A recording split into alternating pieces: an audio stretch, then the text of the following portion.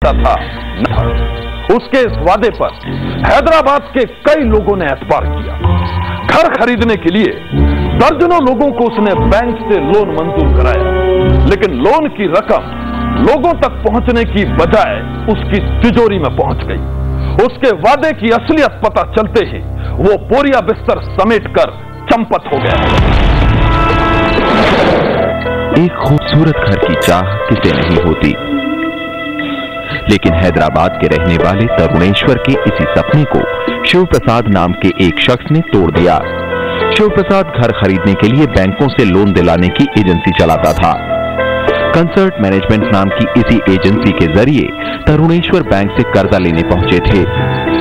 तरुणेश्वर को लोन तो नहीं मिला, लेकिन बैंक से ऐसे कर्ज वसूली के तकादे जरूर होने लगे जो उन्होंने कभी लिया ही नहीं।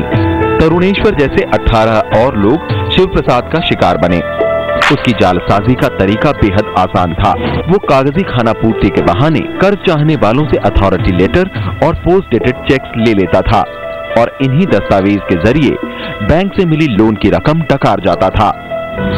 आप ये डॉक्यूमेंट्स वगैरह देना बोल के एक फॉर्म ला के उसमें पूरे signatures, cheques, photos, black and white photos, some impression वगैरह सब लेके उसने लिया। हमने पूछा था भाई जब कुछ भी डील नहीं हुआ तो आप क्यों ले रहे, तो उन्होंने नहीं फॉर्मेलिटी है हमारा बोल के ले लिए थे।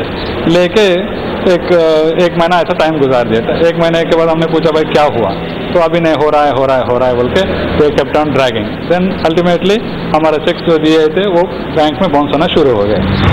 शिव प्रसाद ने अपने ग्राहकों के फर्जी सेल डीड भी बनाए और इन सेल डीड की बिना पर भी उसने बैंकों से लोन लिए।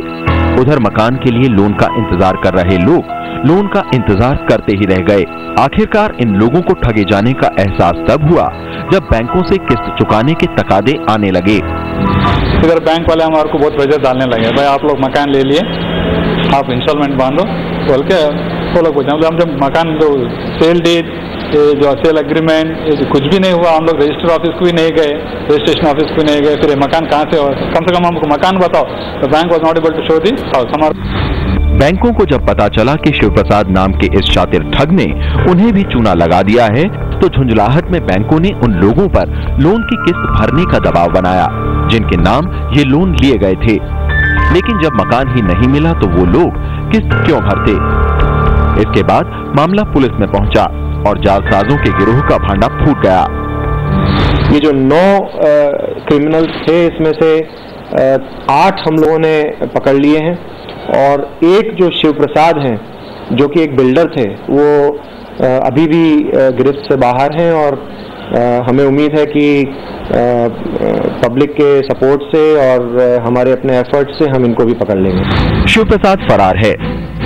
शिव प्रसाद की ठगी के शिकार लोगों को अब उसकी गिरफ्तारी का इंतजार है, लेकिन एक सवाल यहाँ रह जाता है, क्या शिव प्रसाद की जालसाजी बैंक कर्मचारियों की मिलीभगत के बिना संभव थी? सनसनी के लिए हैदराबाद से सूर्य प्रकाश तिवारी की रिपोर्ट।